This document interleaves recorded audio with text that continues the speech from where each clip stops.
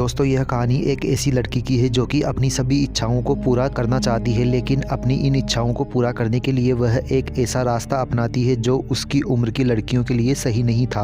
अब इन सब के चलते उसको अपनी ज़िंदगी में किन किन परेशानियों का सामना करना पड़ता है, आइए देखते हैं। कहानी की शुरुआत में हम 15 साल की डेबोरा और उसके बॉयफ्रेंड रिक को देखते हैं, जो कि अपना स्कूल खत्म करके कहीं पर जा रहे थे। वह दोनों जंगल में जाते हैं, जहाँ पर पहुँचते ही रिक बिना समय गवाए डेबोरा पर टूट पड़ता है और उसे प्यार करने लगता है। लेकिन तभी डेबोरा उसे रोक देती है और कहती है कि अभी वह इसके लिए तैयार नहीं है। इसके बाद डेबोरा अपने घर पर आती है और वहाँ पर उसकी मॉम उसे कहती है कि उन्हें जॉब से निकाल दिया गया है। डेबोरा अपनी मॉम और अपने छोटे भाई के साथ अपने नाना के घर पर रहती थी, क्योंकि डेबोरा के डैड के जाने के बाद उनकी फाइनेंशियल कंडीशन बहुत ज़्यादा खराब हो चुकी थी। डेबोरा की मॉम के पास उसको पॉकेट मनी तक देने के पैसे नहीं थे, जिस वजह से डेबोरा उन पर गुस्सा करती है और इसी के चलते उन दोनों में बहस हो जाती है। हम देखते हैं कि डेबोरा काफ़ी शौकीन लड़की थी, जिसे अपने सभी शौक पूरे करने थे। फिर अगले दिन स्कूल में डेबोरा एक लड़की को देखती है जो कि अपने बॉयफ्रेंड के साथ बहुत ही महंगी कार में स्कूल आई थी।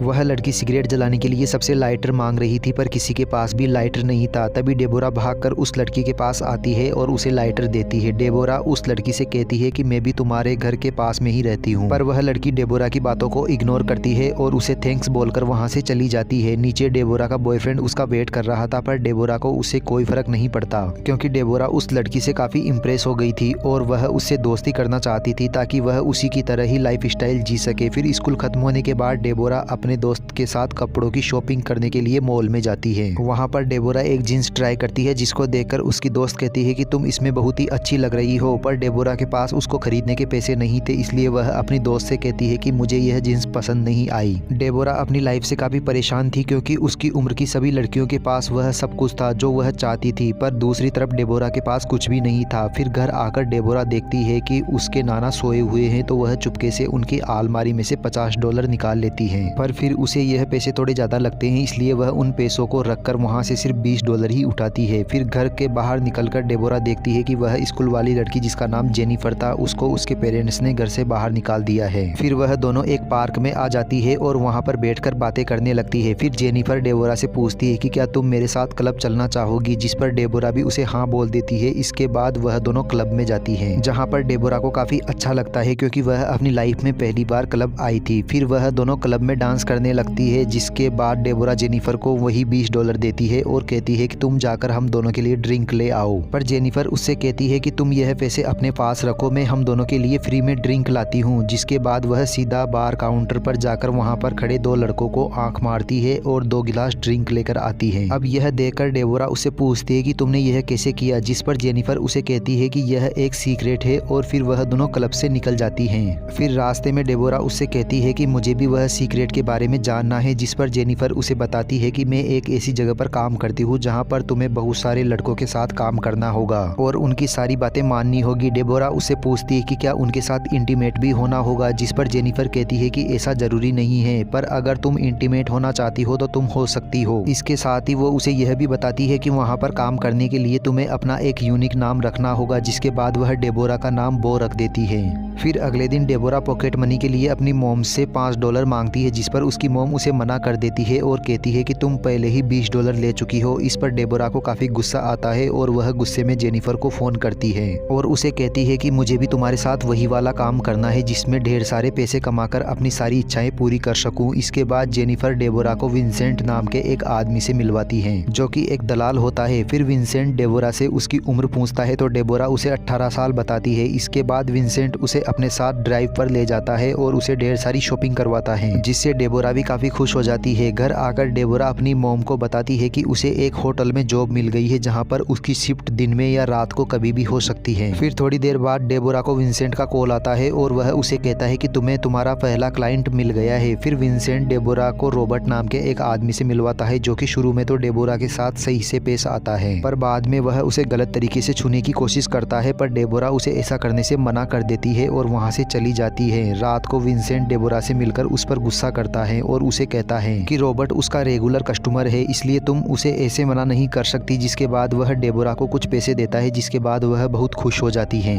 फिर अगले दिन डेबोरा जेनिफर से पूछती है कि क्या तुम किसी के साथ इंटीमेट हुई हो, जिस पर जेनिफर उसे कहती है कि लाखों बार। पहले तो मुझे यह सब करना अच्छा नहीं लगता था, पर अब तो मुझे बहुत मजा आता है। थोड़ी देर बाद डेबोरा को फिर से विंसेंट का कॉल आता है और वह उसे कहता है कि आज रात को तुम दोनों को साथ में आना है। फिर रात को वह दोनों साथ में एक पार्टी में जाती है और वहाँ पर वह लड़कों के साथ इंटीमेट होती है। फिर अगले दिन जब डेबोरा स्कूल में थी तो विंसेंट उसे मैसेज करता है और उसे कहता है कि तुम्हारा क्लाइंट तुम्हारा इंतजार कर रहा है, इसलिए तुम्हें अभी जाना होगा। अब डेबोरा के पास और कोई ऑप्शन नहीं था, इसलिए वह अपने स्कूल में बीमारी का बहाना लगाकर वहाँ से चली जाती है। फिर क्लाइंट के पास पहुंचकर डेबोरा देखती है कि यह तो रॉबर्ट ही था जो कि उस रात उसके साथ कुछ नहीं कर पाया था, लेकिन इस बार रॉबर्ट अपना टाइम वेस्ट ना करते हुए सीधा डेबोरा पर टूट पड़ता है और उसके साथ इंटीमेट होने लगता है। फिर कार्यक्रम खत्म होने के बाद डेबोरा काफी उदास लग रही थी तो विंसेंट उससे कहता है कि जब तुम्हारा स्कूल खत्म हो जाएगा तो मैं तुमसे शादी कर लूंगा, और यह सुनकर डेबोरा को बहुत अच्छा लगता है। अब डेबोरा का डर खत्म हो चुका था, इसलिए अब वह किसी के साथ भी इंटीमेट होने के लिए तैयार थी। अब डेबोरा एक एक करके अपने सभी क्लाइंट को खुश करने लगती है, जिससे वह ढेर सारा पैसा भी कमा लेती है। अगले दिन डेबोरा के भाई का बर्थडे होता है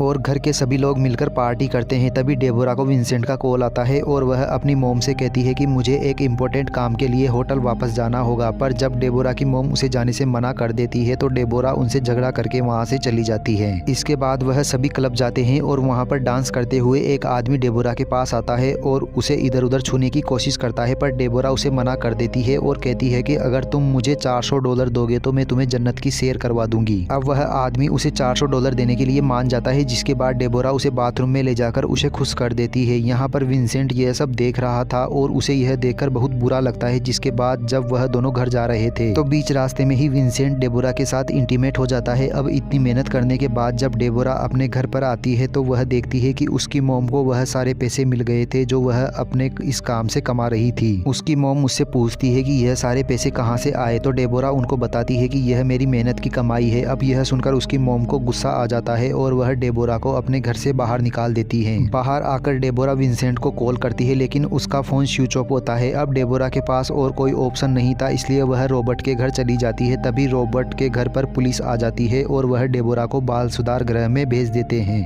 फिर गृह में डेबोरा एक लड़की से मिलती है जिसका नाम लिली होता है। अब डेबोरा और लिली की काफ़ी अच्छी दोस्ती हो जाती है और फिर एक दिन डेबोरा लिली को विंसेंट का नंबर देती है और उसे कहती है कि तुम इसे कॉल करो ताकि यह मुझे यहाँ आकर ले जाए। अगले दिन डेबोरा की मोम उससे मिलने आती है, पर डेबोरा उनसे काफ़ी गुस्सा थी, इसलिए वह उनसे वहाँ पर कोई बात नहीं करती। फिर अगले दिन डेबोरा के नाना भी उससे मिलने आते हैं और वह उसे कहते हैं कि तुम्हारी मोम ने तुम्हें यहाँ भेजकर बिल्कुल सही किया। अब यह देखकर हमको पता चलता है कि इस मास्टर प्लान के पीछे डेबोरा की मोम का ही हाथ था। फिर कुछ दिन बालगृह में बिताने के बाद डेबोरा वहां से छूट जाती है और निकलते ही वह सीधा विंसेंट के घर पर जाती है।